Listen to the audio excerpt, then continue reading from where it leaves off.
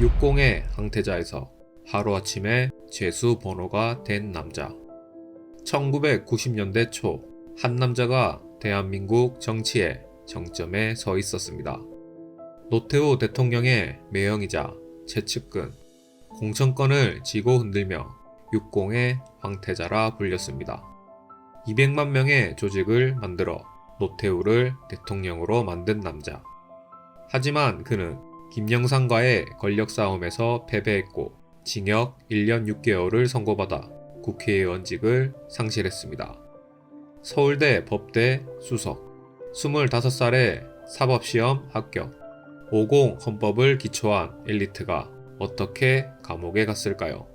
그리고 그는 왜 김영삼에게 밀려났을까요?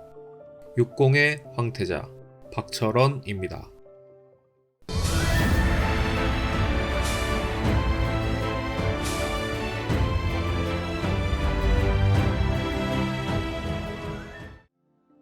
(1942년 8월 5일) 경상북도 성주에서 태어난 박철원. 그의 외사촌 형이 김복동이었고 김복동의 동생이 바로 김옥숙이었습니다. 김옥숙은 훗날 노태우의 아내가 됩니다. 박철원이 경북고등학교를 거쳐 서울대학교 법대에 진학할 무렵 외사촌 언니 김옥숙이 노태우와 결혼했습니다. 촌수가 멀기는 했지만 그때부터 박철원과 노태우는 가족관계가 됐습니다. 노태우에게 박철원은 고종사촌 처남이었습니다. 서울대 법대를 수석으로 졸업한 박철원은 25살이 되던 1967년 제8회 사법시험에 합격했습니다. 군 법무관, 부산지검, 법무부를 거쳐 1978년 서울지검에서 공안부 검사로 일하게 됐습니다. 1979년 10월 26일 역사적 사건이 일어났습니다. 박정희 대통령이 김재규 중앙정보부장에게 피살된 12.6 사건이었습니다. 12.6 사건의 합동수사본부장으로 임명된 전두환은 권력의 실세로 부상했습니다. 그리고 12월 12일 전두환은 하나회 세력과 함께 당시 육군 참모총장이던 정승화를 연행하는 12.12를 일으켜 군권을 장악했습니다. 이때 노태우는 제9사단장으로 전두환의 군사반란의 핵심 역할을 했습니다. 권좌에 오르고자 했던 전두환은 1980년 5월 국가보위 비상대책위원회 이른바 국보위를 설치했습니다. 이때 서울지검에서 공안검사로 근무하던 박철원도 노태우의 제안으로 국보위 법사위원으로 합류했습니다. 국보위 법사위원으로서 그는 제5공화국 헌법의 기초를 다졌습니다. 그런 박철원을 높게 평가한 전두환은 1980년 9월 제5공화국을 출범시키며 그를 대통령 정무비서관에 임명했습니다. 박철원의 청와대 생활이 시작된 것입니다. 대통령 정무비서관에 임명되어 제5공화국에서 일하게 된 박철원은 호화평, 허삼수, 그리고 전두환과 오랜 세월을 함께 해온 참모들에게 견제를 받으며 근무했습니다. 외부에서 온 검사 출신의 노태우의 친척이라는 점이 곱게 보이지 않았습니다. 하지만 1982년 당군 이래 최대 어음 사기 사건이었던 장영자 이철이 사건으로 그는 전두환의 신임을 얻게 됩니다. 배우의 전두환의 친인척이 있는 것 아니냐는 의혹이 일었던 이 사건에서 박철원은 허화평 등과 함께 전두환의 처삼촌인 이규광을 구속시켜야 한다는 입장을 보였습니다.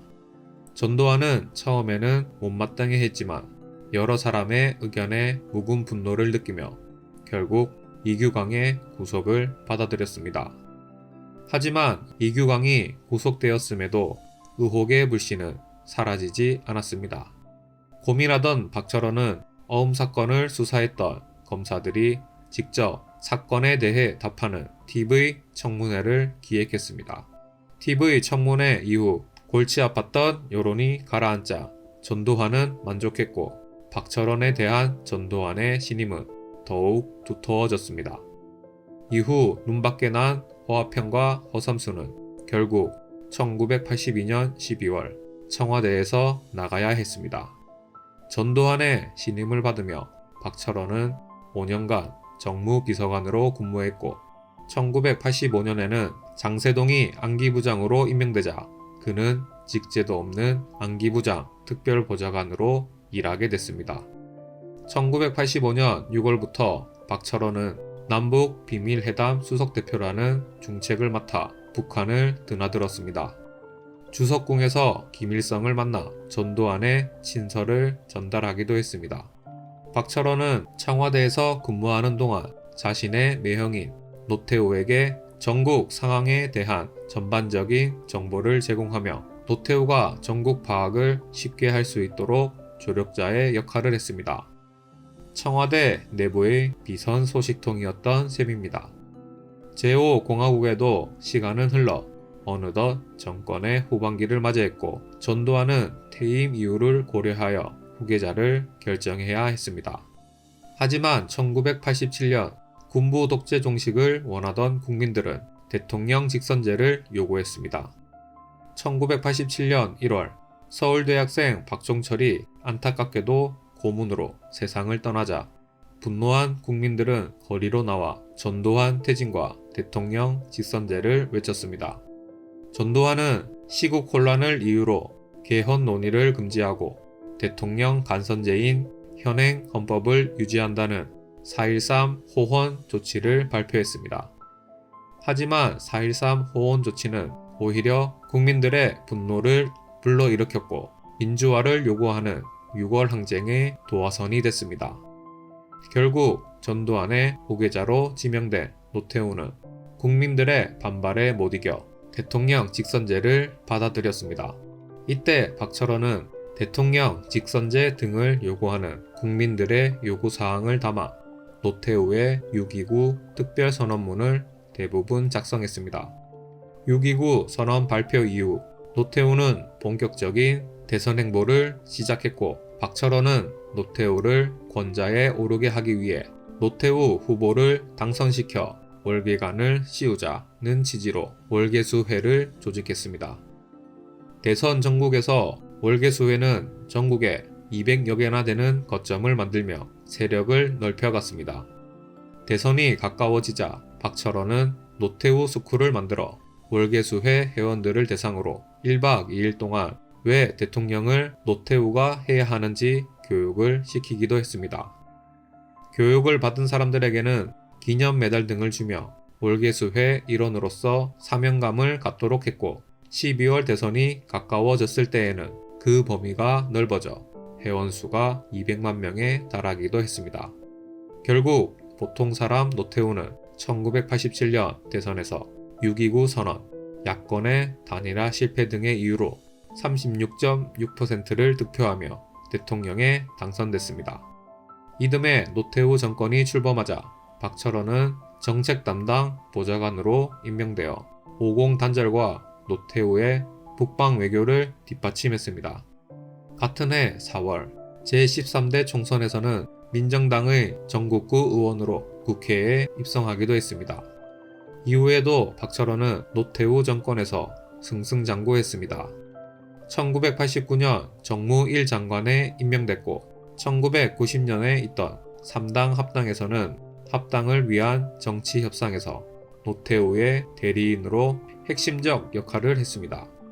1990년 12월에는 초대 체육청소년부 장관에 임명됐으며 1992년 제14대 총선에서도 대구 수성구에 출마하여 당선됐습니다.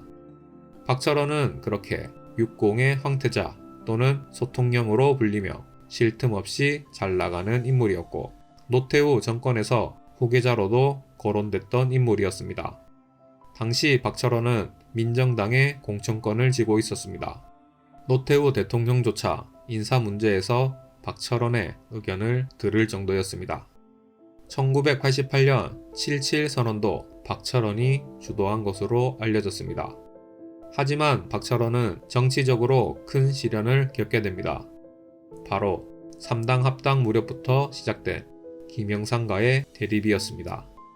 박철원은 3당 합당이 될 때부터 내각제를 전제로 했고 김영삼과 김종필도 이에 동의하자 그는 그렇게 될 것이라 믿고 있었습니다.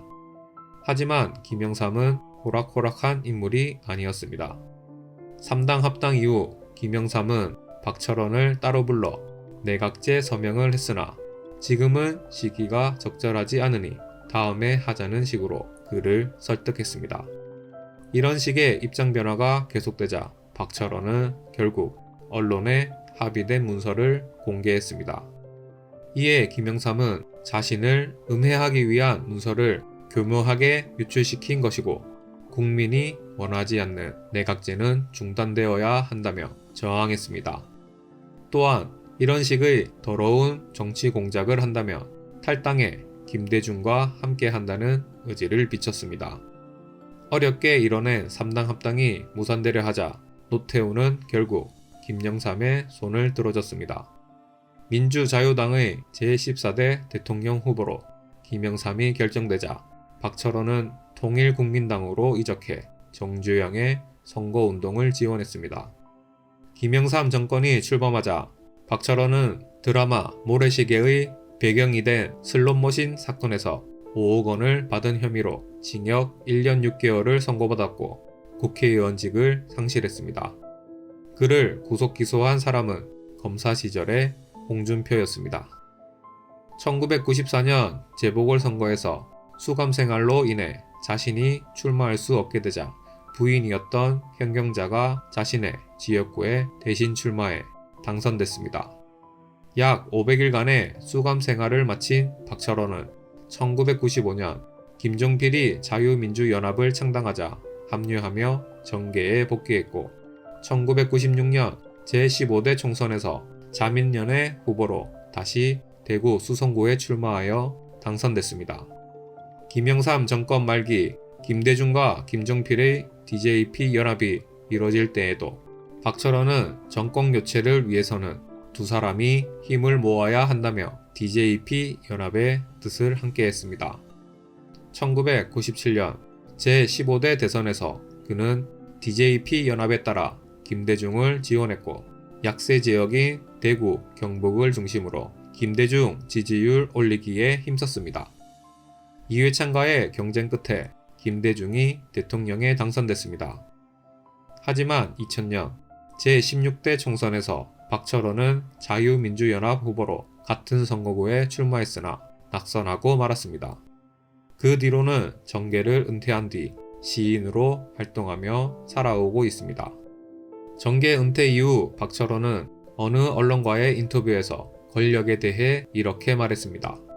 권력이란 강하고 긴 듯하지만 매우 약하고 짧은 것입니다.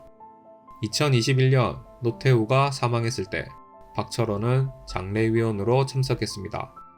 허화평, 허삼수 등 과거 50과 60의 권력자들이 모두 모였습니다. 하지만 그들은 이미 역사의 뒤안길로 사라진 사람들이었습니다. 박철원에게는 또 다른 논란도 있었습니다. 2013년 그의 오랜 수행비서 김현탁의 폭로로 드러난 것인데 과거 노태우 정권 시절의 정치자금이 차명계좌 형태로 박철원과 부인 현경자에 의해 관리되었던 것으로 알려졌습니다. 178억 원대 소송 과정에서 드러난 사실이었습니다. 뇌물죄에 대한 공소시효가 지나서 처벌할 수 없었다고 합니다. 서울대 법대 수석, 25살에 사법시험 합격, 50 헌법을 기초하고 6.29 선언을 작성한 엘리트, 200만 명의 조직을 만들어 노태우를 대통령으로 만든 60의 황태자. 하지만 그는 김영삼과의 권력 싸움에서 패배했고 슬롯머신 사건으로 감옥에 갔습니다. 박철원이 김영삼에게 밀린 이유는 무엇일까요? 내각제를 고집한 것이 패인이었을까요? 아니면 노태우가 그를 버린 것일까요? 권력이란 강하고 긴 듯하지만 매우 약하고 짧은 것이라는 박철원의 말. 여러분은 어떻게 생각하십니까? 댓글로 여러분의 생각을 들려주십시오. 구독과 좋아요, 알림 설정까지 부탁드립니다. 여러분의 한 줄이 역사를 기록합니다. 감사합니다.